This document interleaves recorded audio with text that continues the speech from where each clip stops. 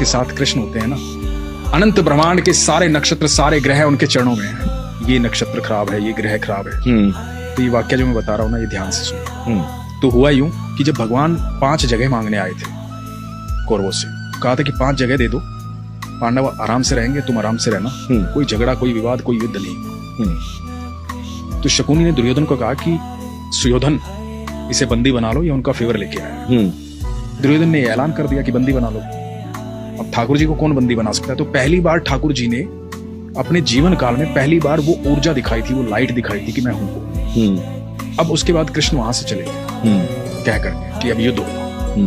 और धृतराष्ट्र ने राज ज्योतिषी को बुलाया ये जानने के लिए कि क्या होना चाहिए, क्योंकि उन दिनों एस्ट्रोलॉजी बिल्कुल, और आप सोचिए उस समय कितने प्रखंड पंडित होते हैं, प्रखंड बहुत, मतलब बहुत ग्रह नक्षत्रों की दशाएं कैसे बता देते हो। बिल्कुल बिल्कुल। तो राज ज्योतिषी को बुलाया, राज ज्योतिषी से पूछा कि क्या करना चाहिए बताओ। तो राज ज्योतिषी ने कहा कि महाराज, सुयोधन की कुंडली में राजयोग, कोई हरा ही नहीं पाएगा, निश्चित तौर पर विजयी होंगे, निश्चित तौर पर राजा बनेंगे, आप युद्ध करो। और सिर्फ इस बात पर युद्ध का ऐलान हुआ और युद्ध शुरू हुआ।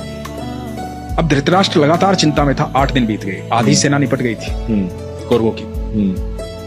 अब ये दिखाई दे रहा था साफ साफ कि कौरव हार जाएंगे, पांडव जीतेंगे। तो फिर से बुलाया गया राज ज्योतिषी को। धृतराष्ट्र बैठे हुए हैं, महात्मा विदुर बैठे हुए हैं, और राज ज्योतिषी को पूछा गया कि भाई ये क्या हो रहा है? तो कह रहा था कि सुयोधन राजा बनेंगे। अब तो 8 दिन बीत गए, आधी से ज्यादा सेना निपट चुकी है हमारी। तो पता है राज ज्योतिषी ने क्या कहा? कि वहां कोई है जिसने नक्षत्रों की दिशाएं बदल डाली, कोई है जो समय और परिधि से परे है, कोई है वहां। तो विदुर ने कहा था कृष्ण है वहां। ये बहुत कम लोग जानते हैं। हम जब भी मंदिर जाते हैं, भगवान के सामने जाते हैं, तो हम भगवान के सामने नतमस्तक होते हैं।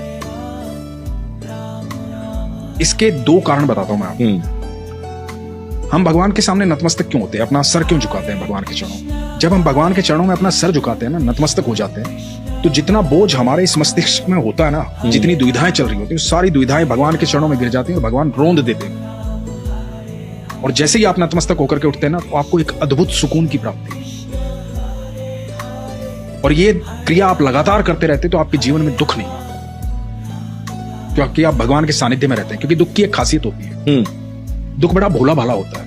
दुख जब भी आता है ईश्वर को साथ लेके आता है। जैसे ही दुख आएगा आपको ईश्वर याद आएंगे। ये बात तो है, भोला भाला होता है।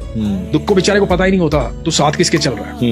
वो ईश्वर को साथ लेके आता है। उस वक्त में जो व्यक्ति ईश्वर को देखता है, उसके लिए दुख हमेशा के लिए गायब हो जाता है, और जो दुख को देखता है उसके लिए ईश्वर हमेशा के लिए चले जाता है। ये आप पर निर्भर करता है कि आप चुनते क्या, दुख और ईश्वर।